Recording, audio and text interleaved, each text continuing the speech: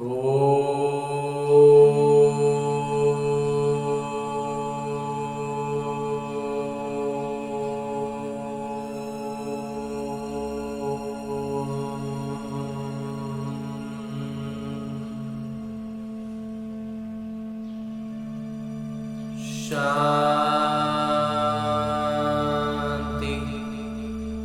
ओम शांति बाबा। बाबा ओम शांति। ओम शांति बाबा। आज 5 नवंबर 2023 की अव्यक्त मुरली है जो दोहराई जा रही है 10 मार्च 1996 की। आज की अव्यक्त मुरली की शुरुआत बाबा करते हैं कि करणहार और करावनहार की स्मृति से कर्मातीत स्थिति का अनुभव। आज कल्याणकारी बाबा अपने साथी कल्याणकारी बच्चों को देख रहे हैं। सभी बच्चे बहुत ही लगन से प्यार से विश्व कल्याण के कार्य में लगे हुए हैं।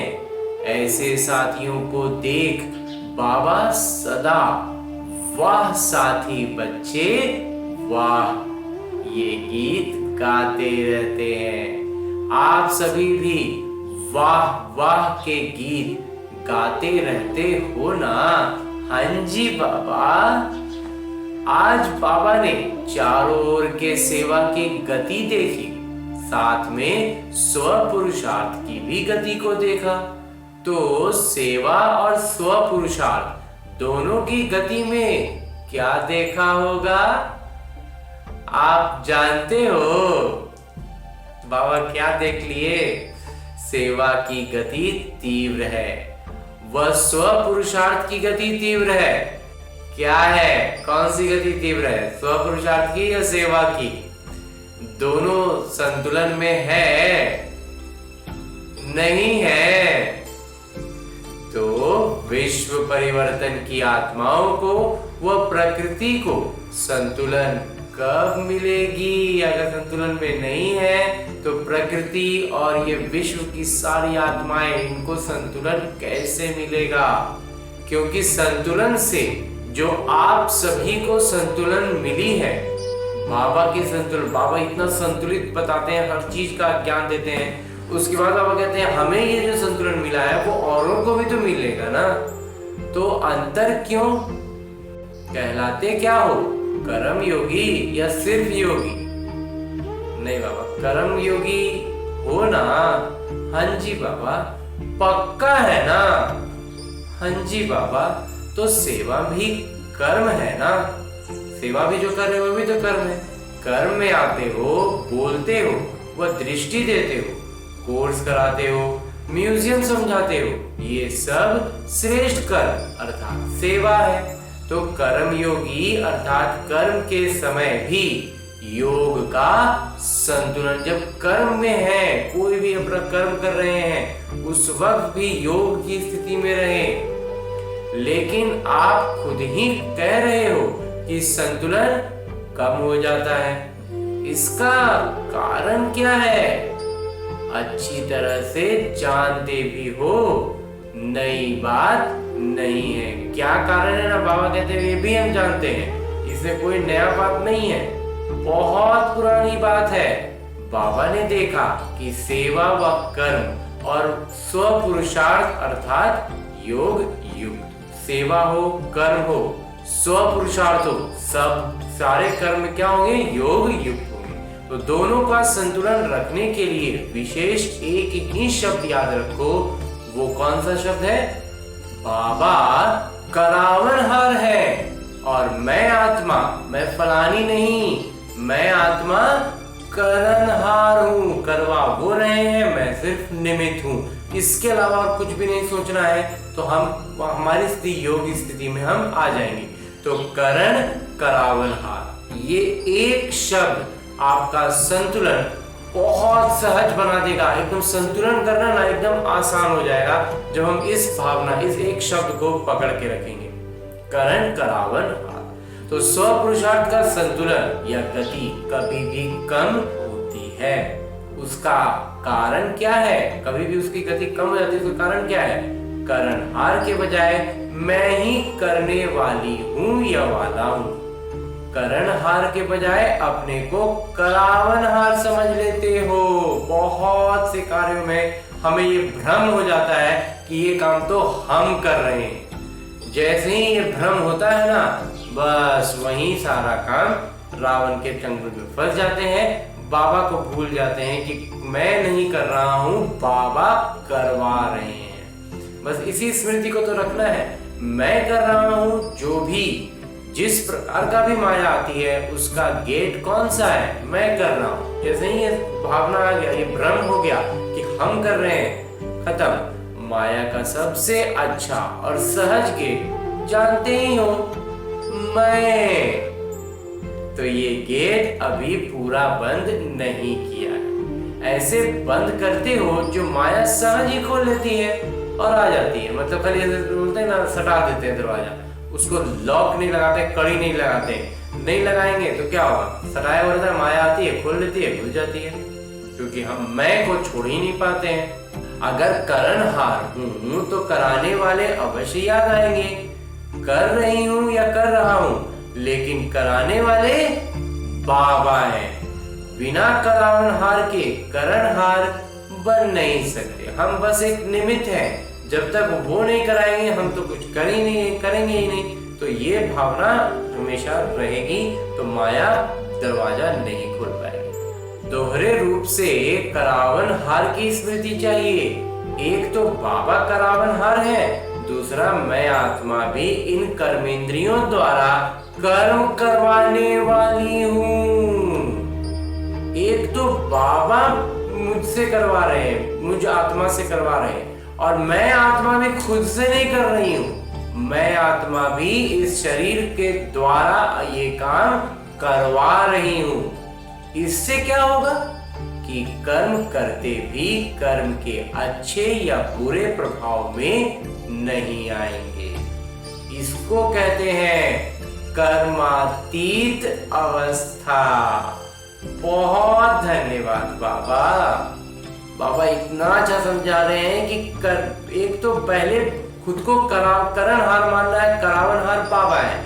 उसके बाद जब खुद भी करना है ना, तो हम कर रहे हैं तब भी निमित्त बन के भी हम नहीं कर रहे हैं। हम आत्मा को ये बाबा का मिला है फरमान, उसको हमें करना है, तो खुद से नहीं करना है, इस शरीर से करवाना है। तो आप सबका लक्ष्य क्या है? कर्मातीत बनना है ना। हाँ जी बाबा, या थोड़ा थोड़ा कर्म बंधन रहा तो कोई हर्जा नहीं बाबा, बहुत हर्जा है। रहना चाहिए या नहीं रहना चाहिए? नहीं बाबा, कर्मातीत बनना है। हाँ जी बाबा, बाबा से प्यार की निशानी है कर्मातीत बनना। तो करावनहार होकर कर्म करो, कराओ कर्मेंद्रियों से, आपसे नहीं कराओगे, लेकिन आप कर्मेंद्रियों से कराओ। एक ना बढ़िया बाबा बतला रहे हैं ना कि करावनहार होकर के कर्म करना है। बाबा कहते हैं जब आत्मिक रूप में आएंगे ना, तो हम भी करावनहार हो जाएंगे और फिर करवाएंगे अपनी कर्मेंद्रियों से। कर्मेंद्रियों जो कर्म करने बोल रहा वो कर्म हम नहीं करेंगे, हम उनको वो काम करवाएंगे जो हमें बाबा से फरमान मिला है। बिल्कुल अपने को न्यारा समझ कर्म कराना, ये जागृति उभरी हुई रूप में हो। एकदम बुद्धि में ये बात एकदम जागृत रहे, एकदम खूब भूले हुए अवस्था में नहीं रहे, डूबी हुई अवस्था में नहीं रहे। मर्ज रूप में भी करावनहार के बजाय मतलब बुझी हुई, मुरझाई हुई, भूली हुई रूप में करावनहार के बजाय कर्मेंद्रियों के अर्थात मन के, बुद्धि के, संस्कार के वश हो जाता है। ये बात जो आत्मिक स्मृति की बात है ना, ये मुरझाई जाती है, भूल जाते हैं, तो हम मन, बुद्धि और संस्कार के वश हो जाते हैं। और ये करावनहार की स्मृति में हम आएंगे तो हम जागृत अवस्था में रहेंगे। तो उसका बाबा कहते हैं कारण क्या था कि करावनहार आत्मा हूँ, मालिक हूँ, विशेष आत्मा, शक्तिवान आत्मा हूँ। ये स्मृति मालिकपन की स्मृति दिलाती है। जब हम कराने वाले हैं ऐसा मन में भावना आएगा ना, तो मालिकपन की स्थिति में आ जाएंगे, फिर हम किसी के वश नहीं आएंगे। नहीं तो कभी मन आपको चलाता और कभी आप मन को चलाते। इसलिए सदा स्वाभाविक रूप से मन मना भव की स्थिति नहीं रहती। मैं अलग हूं, बिल्कुल, और सिर्फ अलग नहीं लेकिन मालिक भी हूं। बाबा को याद करने से मैं बालक हूं और मैं आत्मा कराने वाली हूं तो मालिक हूं। जब बाबा की स्मृति में आएंगे तो मैं बालक हूं, और जब हम कर्मेंद्रियों के सामने आएंगे तो मैं मालिक हूं। अभी ये अभ्यास अटेंशन में कम है, अभी हमारी सजगता, हमारी बुद्धि में ये बात बिल्कुल भूली बिसरी स्थिति में चली गई है। इसको बाबा एकदम जागृत अवस्था में लाने कह रहे हैं। सेवा में बहुत अच्छा लगे हुए हो, लेकिन लक्ष्य क्या है? सेवाधारी बनने का व कर्मातीत बनने का, कि दोनों साथ साथ बनेंगे? नहीं बाबा, ये अभ्यास पक्का है। अंजी बाबा, अभी अभी थोड़े समय के लिए ये अभ्यास कर सकते हो। अंजी बाबा, अलग हो सकते हो या ऐसे अटैच हो गए हो जो डिटैच होने में समय चाहिए? इतना ज्यादा अभी अपने शरीर के आभान में अवल है कि उससे निकलने के लिए समय चाहिए। कितने समय में अलग हो सकते हो? 5 मिनट चाहिए कि 1 मिनट चाहिए व 1 क्षण चाहिए? 1 क्षण में हो सकते हो। पांडव 1 क्षण में एकदम अलग हो सकते हो। आत्मा अलग, मालिक और कर्मेंद्रियां, कर्मचारी अलग। ये अभ्यास जब चाहो तब होना चाहिए। अच्छा, अभी अभी 1 क्षण में न्यारे और बाबा के प्यारे बन जाओ। शक्तिशाली अभ्यास करो, बस मैं हूं ही न्यारी। ये कर्मेंद्रियां हमारी साथी हैं, कर्म की साथी हैं, लेकिन मैं न्यारा और प्यारा हूं। मैं जो कर्मेंद्रियों के साथ हूं ना, ये मेरे साथी हैं, इनसे मैं काम कराता हूं, ये मेरे सहयोगी हैं, लेकिन मैं इन सब से अलग हूं, न्यारा हूं और प्यारा हूं। अभी 1 क्षण में अभ्यास दोहराओ। बाबा कहते हैं 1 क्षण में ही अभ्यास को दोहराओ।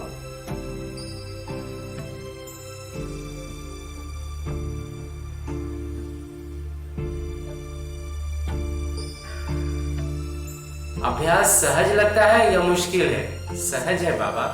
सहज है तो सारे दिन में कर्म के समय ये स्मृति जागृत करो, तो कर्मातीत स्थिति का अनुभव सहज करेंगे, क्योंकि सेवा व कर्म को छोड़ सकते हो। छोड़ेंगे क्या? सेवा भी नहीं छोड़ेंगे, कर्म करना भी नहीं छोड़ेंगे, तो करना ही है। तपस्या में बैठना ये भी तो कर्म है, तो बिना कर्म के व बिना सेवा के तो रह ही नहीं सकते हो, और रहना भी नहीं है, क्योंकि समय कम है और सेवा अभी बहुत है। तो सेवा की रूपरेखा बदली है, लेकिन अभी भी कई आत्माओं का उलाहना रहा हुआ है। इसलिए सेवा और स्वपुरुषार्थ दोनों का संतुलन रखो। ऐसे नहीं कि सेवा में बहुत व्यस्त है ना, इसलिए स्वपुरुषार्थ कम हो गया। नहीं, और ही सेवा में स्वपुरुषार्थ का ध्यान ज्यादा चाहिए, क्योंकि माया को आने का मार्जिन सेवा में बहुत प्रकार से होता है। सेवा में बहुत बिजी हैं, बहुत व्यस्त हैं, तो माया भी वही इसी सेवा का काम में अपने आप को कब बुद्धि में घुस जाएगा पता भी नहीं चलेगा। तो बाबा कहते हैं इसलिए जब सेवा बढ़े तो स्वपुरुषार्थ भी बहुत तीव्र होना चाहिए। नाम सेवा होता है, लेकिन है स्वार्थ। अपने को आगे बढ़ाना है, लेकिन बढ़ाते हुए संतुलन को नहीं भूलना है, क्योंकि सेवा में ही स्वभाव संबंध का विस्तार होता है और माया चांस भी लेती है, और उसी में माया भी अपना जगह देखते रहता है। थोड़ा सा संतुलन कम हुआ और माया नया नया रूप धारण कर लेती है। पुराने रूप में नहीं आएगी, जिसको पकड़ लिए ना वो रूप अब खत्म, उस रूप में नहीं आने वाला है। नए नए रूप में, नई नई परिस्थितियों के रूप में, संपर्क के रूप में आती, एकदम नई परिस्थिति, नया संपर्क में आएगा। तो अलग में सेवा को छोड़कर अगर बाबा बिठा दें, 1 मास बिठाएं, 15 दिन बिठाएं, तो कर्मातीत हो जाएंगे। 1 मास दें, बस कुछ नहीं करो, बैठे रहो, तपस्या करो, खाना भी एक बार बनाओ बस, फिर कर्मातीत बन जाएंगे। नहीं बनेंगे। अगर संतुलन का अभ्यास नहीं है तो कितना भी 1 मास क्या 2 मास भी बैठ जाओ, लेकिन मन नहीं बैठेगा। तन तो बैठ जाएगा, मन नहीं बैठेगा। और बिठाना है मन को, न कि सिर्फ तन को। तन के साथ मन को भी बिठाना है। बैठ जाए बस बाबा और मैं, दूसरा ना कोई। तन चलता रहे, मन स्थिर रहे, यही मूल उद्देश्य है। सबसे आधार में, सबसे शुरुआत में हमें इसी का अभ्यास करना है। तो बाबा कहते हैं तो 1 मास ऐसी तपस्या कर सकते हो, यह सेवा याद आएगी। बाबा वह नाटक दिखाता रहता है कि दिन प्रतिदिन सेवा बढ़नी ही है, तो बैठ कैसे सकेंगे? जो 1 साल पहले आपकी सेवा थी और इस साल जो सेवा की वो बढ़ी है या कम हुई है? बढ़ रही है बाबा। तो बढ़ गई है ना। न चाहते भी सेवा के बंधन में बंधे हुए हो, लेकिन संतुलन से सेवा का बंधन नहीं संबंध होगा।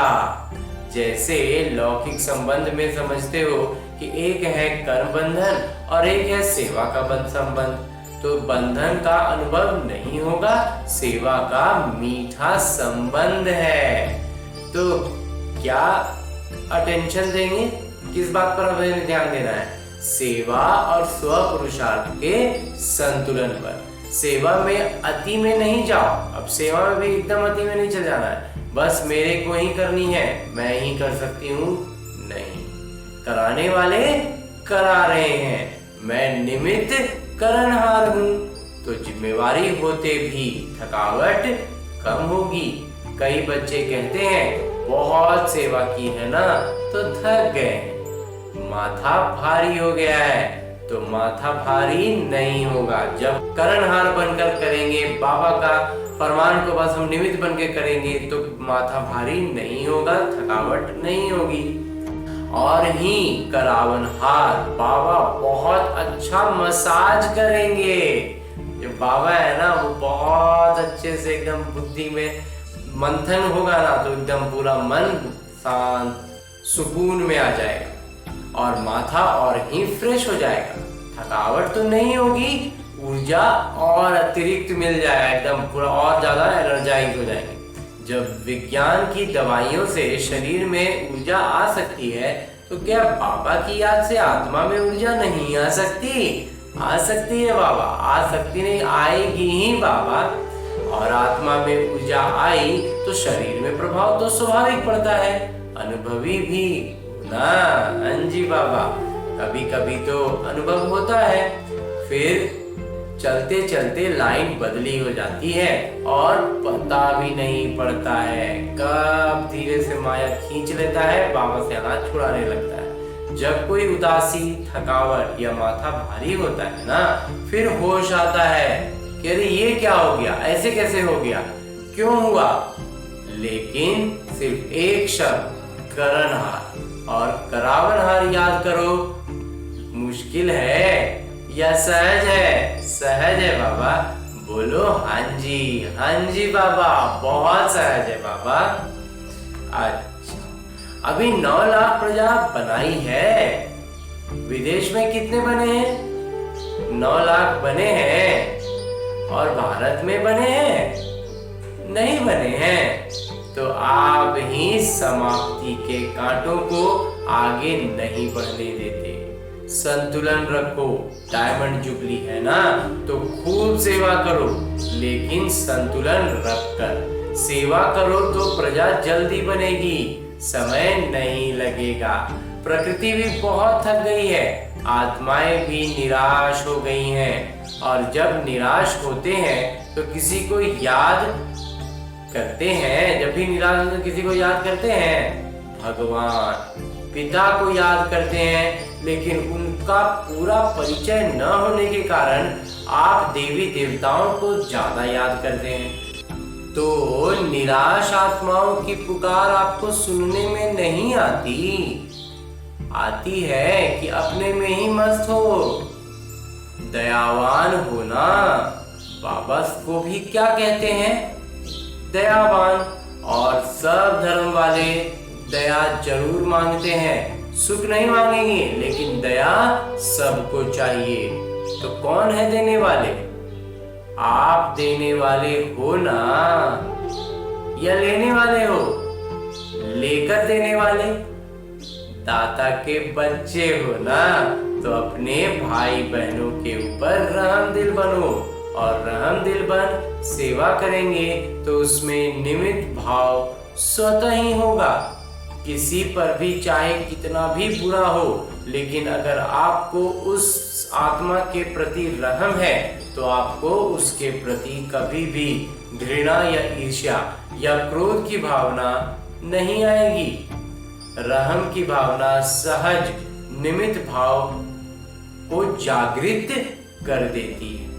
जैसे ही रहम भावना दूसरे आत्माओं के प्रति, जितनी भी आत्माएं हैं सबके प्रति रहम की भावना होगी ना, और हमारा निमित्त भाव जो है, जैसे ही रहम की भावना आएगी, ये भी तो हमारा एक स्वाभाविक गुण है, तो रहम की भावना आई तो बाबा कहते हैं कि निमित्त का भाव भी जागृत हो जाएगा। मतलब का रहम नहीं, सच्चा रहम। अब रहम करने में भी जोड़ हिसाब किताब वाला रहेगा तो फिर दिमाग वाला हो गया, वो नहीं, दिल से रहम की भावना। तो मतलब का रहम भी होता है, किसी आत्मा के प्रति अंदर लगाव होता है और समझते हैं रहम कर रहा है, उसके प्रति लगाव है, वो मोह है, उसको भेद करना है कि वो मोह में हम नहीं करें, हम रहम से करें। तो वो हुआ मतलब का रहम। मोह आ गया तो विकार हो गया ना, तो वो मतलब का रहम हो गया। सच्चा रहम नहीं, सच्चे रहम में कोई लगाव नहीं, कोई देह भान नहीं। आत्मा आत्मा पर रहम कर रही है, देह अभिमान व देह के किसी भी आकर्षण का नाम निशान नहीं। कोई का लगाव शरीर से होता है और कोई का लगाव गुणों से, विशेषता से भी होता है, लेकिन विशेषता व गुण देने वाले कौन? इस बात में भी तो हमें ध्यान देना है ना कि कोई भी गुण और विशेषता में हम आकर्षित होते हैं, तो बाबा कहते हैं तो वो गुण और विशेषता देने वाले कौन है? आत्मा तो फिर भी कितनी भी बड़ी हो, लेकिन बाबा से लेवता लेने वाली है। बाबा के सम्मुख तो हम सब लेने ही वाले हैं। भले सृष्टि के किरदार में हमें बाबा देने वाले का रोल दे रहे हैं, लेकिन बाबा के सम्मुख तो हम हमेशा लेने ही वाले रहेंगे ना। चाहे अभी ज्ञान लें, चाहे भक्ति मार्ग में जाकर के बाबा से भक्ति का परिणाम ले। तो अपना नहीं है, बाबा ने दिया। हमेशा इस बात को स्मृति में रखेंगे, कोई भी विशेषता है, कोई भी बात है ना, तो बाबा कहते हैं वो भी बाबा ने दिया है। तो क्यों नहीं सीधे सीधे बाबा से ले लें। इसलिए कहा कि स्वार्थ का रहम नहीं। कई बच्चे ऐसे नाज नखरे दिखाते हैं, होगा स्वार्थ, और कहेंगे मुझे रहम पड़ता है, और कुछ भी नहीं है, सिर्फ रहम है। लेकिन जांच करो, निस्वार्थ रहम है, लगाव मुक्त रहम है, कोई अल्पकाल की प्राप्ति के कारण तो रहम नहीं है। फिर कहेंगे बहुत अच्छी है ना, बहुत अच्छा है ना, इसलिए थोड़े की छुट्टी नहीं है। बाबा कहते हैं, जो बोलते हैं ना, अरे वो भाई बहुत अच्छे हैं, वो बहन बहुत अच्छी हैं, तो बाबा कहते हैं थोड़ा जो कहते हैं ना, बस थोड़ा सा लगाव है, लेकिन ये थोड़ा जो है ना, इसकी बाबा छुट्टी नहीं देते। अगर कर्मातीत बनना है तो ये सभी रुकावटें हैं जो देह अभिमान में ले आती हैं। अच्छा है, लेकिन बनाने वाला कौन? उनकी अच्छाई को उनको किसने दिया? बाबा ने दिया। अच्छाई भले धारण करो, हाँ, उनके में कोई अच्छाई दिख रही है तो बाबा कहते हैं ना, हंस बनना है, मोती चुगना है। जहां से जो भी, जिनमें भी जो गुण दिख गया, कोई घटना से कोई बात समझ में आ गई तो मोती चुग लेना है। अच्छाई में प्रभावित नहीं, लेकिन उस आत्मा विशेष के पीछे आकर्षित बाबा होते हैं। प्रभावित नहीं होना, आकर्षित नहीं होना है। न्यारे और बाबा के प्यारे बनना है। हमें सबसे न्यारा रहना है और बाबा का प्यारे बने रहना है। तो जो बाबा के प्यारे हैं वो सदा सुरक्षित है। समझा? हाँ जी बाबा, बहुत अच्छे से समझा है बाबा आपने। अगर सेवा को बढ़ाते हो और बढ़ाना ही है तो स्थापना को भी नजदीक लाना है, या नहीं? हाँ जी बाबा, कौन लाएगा? बाबा लाएंगे, सभी लाएंगे, साथी है ना। हाँ जी बाबा, अकेला बाबा भी कुछ नहीं कर सकते सिवाय आप साथी बच्चों के। देखो, बाबा को अगर समझाना भी है तो भी शरीर का साथ लेना पड़ता है। बिना शरीर का साथ के बोल सकते हैं नहीं। तो चाहे पुरानी गाड़ी हो चाहे अच्छी हो, लेकिन आधार तो लेना पड़ता है। बिना आधार के कर नहीं सकते। ब्रह्मा बाबा का साथ लिया ना, तभी तो आप ब्राह्मण बने। ब्रह्मा बाबा का आधार लिया, उनका को साथी बनाया, तब तो हम ब्रह्मा कुमार कुमारी बन रहे हैं। ब्रह्मा कुमार कहते हो, शिव कुमार नहीं कहते हो, क्योंकि निराकार पिता को भी साकार का आधार लेना ही है। जैसे साकार ब्रह्मा का आधार लिया है, अभी भी ब्रह्मा के अव्यक्त फरिश्ते के रूप में आधार लेने के बिना आपकी पालना नहीं कर सकते। चाहे साकार में लिया चाहे आकार रूप में लिया, लेकिन आत्मा के आधार साथ लेना ही पड़ता है। आत्मा को शरीर का आधार लेना ही पड़ेगा। तो बाबा कहते हैं, वैसे तो अलमाइटी अथॉरिटी है। जब जादूगर विनाशी खेल क्षण में दिखा सकते हैं, तो क्या अलमाइटी अथॉरिटी जो चाहे वो नहीं कर सकते? कर सकते हैं ना। हाँ जी बाबा, अभी अभी विनाश को ला सकते हैं, अकेला ला सकते हैं, अकेला नहीं कर सकते। चाहे सर्वोच्च सत्ता भी है, लेकिन आप साथियों के संबंध में बंधे हुए हैं। तो बाबा का आपसे कितना प्यार है। बाबा लाने को तो ला सकते हैं, लेकिन हम बच्चों से प्यार के कारण बाबा हमें मौका दे रहे हैं कि हम इस कीचड़ से बाहर आ जाएं। चाहे कर सकते हैं, लेकिन वो सिर्फ हमारे प्यार के कारण रुके रहते हैं। जादू की लकड़ी नहीं घुमा सकते हैं क्या? घुमा सकते हैं बाबा, लेकिन बाबा कहते हैं कि राज्य अधिकारी फिर कौन बनेगा? बाबा बनेंगे क्या? नहीं, आप बनेंगे। तो स्थापना तो कर लें, विनाश भी कर लें, लेकिन राज्य कौन करेगा? बिना आपके काम चलेगा। इसलिए बाबा को आप सभी को कर्मातीत बनाना ही है, बनना ही है ना। कि बाबा जबरदस्ती बनाए? अब बाबा सबको बैठ के जबरदस्ती बनाते रहेंगे क्या? तो बाबा को बनाना है और आप सबको बनना ही है। ये है मीठा नाटक। नाटक अच्छा लगता है ना, कि कभी कभी तंग हो जाते हो, ये क्या बना, ये बदलना चाहिए। सोचते हो कुछ भी ऐसा होगा तो लगता है नहीं ये तो बदलना चाहिए। बाबा भी कहते हैं बना बनाया नाटक है, ये बदल नहीं सकता। रिपीट होना है लेकिन बदल नहीं सकता। ये दोहराया जाएगा, फिर वैसे ही सब कुछ होगा, लेकिन बदलेगा नहीं। तो नाटक में इस आपके अंतिम जन्म का पावर से, अंतिम जन्म के हम में भी हमारे भीतर में इतनी क्षमता शक्तियां हैं। है नाटक, लेकिन नाटक में इस श्रेष्ठ ब्राह्मण जन्म में बहुत ही शक्ति है। ये जो ब्राह्मण जन्म हमारा हुआ है ना, इसमें बहुत शक्तियां बाबा ने हमें दे दी हैं। तो बाबा ने विल किया है, इसलिए विल पावर है। तो कौन सा शब्द याद रखेंगे? करण करावन हार। आज मुरली में शुरुआत में बाबा ने कहा था कि हमें एक ही बात को पक्का रखना अपनी बुद्धि में कि हम करण हैं, करणहार हैं, और बाबा करावनहार हैं। और फिर और स्पष्ट करते हुए बाबा ने कहा कि हम भी आत्मा जो है वो करावनहार हैं, जो अपने इन कर्म इंद्रियों से करवा रही है। तो पक्का ये प्लेन में जाते जाते भूल जाएंगे। बाबा कहते हैं अभी पक्का है कि अब यहाँ से निकल के रास्ते में जाते जाते भूल जाएंगे। भूलना नहीं। अभी फिर से अपने को शरीर के बंधन से न्यारा, कर्मातीत अवस्था, कर्म करा रहे हो लेकिन न्यारा देख रहे हैं, बात कर रहे हैं लेकिन न्यारा। मालिक और बाबा द्वारा निमित्त आत्मा हूं, इस स्मृति में फिर से मन को और बुद्धि को स्थिर करो। चारों ओर के सदा सेवा के उमंग उत्साह में रहने वाली सेवाधारी आत्माएं, सदा स्वपुरुषार्थ और सेवा दोनों का संतुलन रखने वाली समृद्धवान आत्माएं सदा निस्वार्थ रहम दिल बन सर्व आत्माओं प्रति सच्चा रहम करने वाली विशेष आत्माएं, सदा क्षण में अपने को कर्म बंधन व अनेक रोयाल बंधनों से मुक्त करने वाले तीव्र पुरुषार्थी आत्माओं को बाबा का याद, प्यार और आशीर्वाद। हम रूहानी बच्चों की ओर से रूहानी बाबा को याद, प्यार और प्रणाम। धन्यवाद बाबा, धन्यवाद। मुरली के लिए भी धन्यवाद और इस अनूठे अलौकिक ब्राह्मण जीवन के लिए भी बहुत बहुत बहुत धन्यवाद बाबा, बहुत धन्यवाद।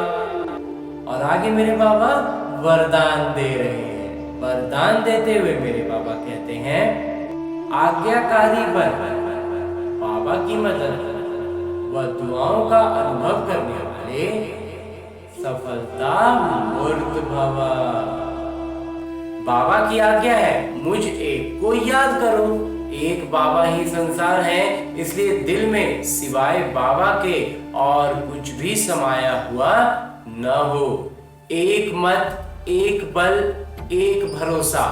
जहां एक है वहां हर कार्य में सफलता है। उनके लिए कोई भी परिस्थिति को पार करना सहज है।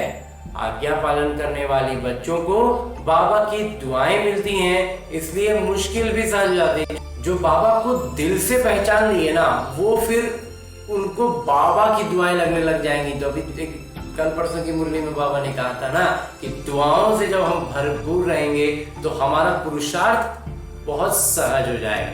तो दुआएं मिलती जाएंगी, हम आगे बढ़ते जाएंगे।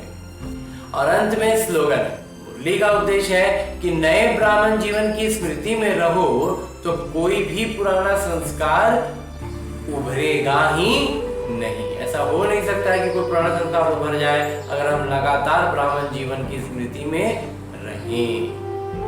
और आज की मुरली के बाद, अव्यक्त मुरली के बाद मेरे बाबा अव्यक्त इशारे दे रहे हैं कि कोई आत्मा है ही कमजोर, तो उसकी कमजोरी को देखने के बजाय उसे सहयोग दो तो दुआएं मिलेंगी। अगर और कुछ भी नहीं कर सकते हो तो सबसे सहज पुरुषार्थ है दुआएं दो, दुआएं लो। सम्मान दो और महिमा योग्य बनो। सम्मान देने वाले ही सर्व द्वारा माननीय बनते हैं और जितना अभी माननीय बनेंगे उतना राज्याधिकारी और पूज्य आत्मा बनेंगे। ओम शांति बाबा, ओम शांति।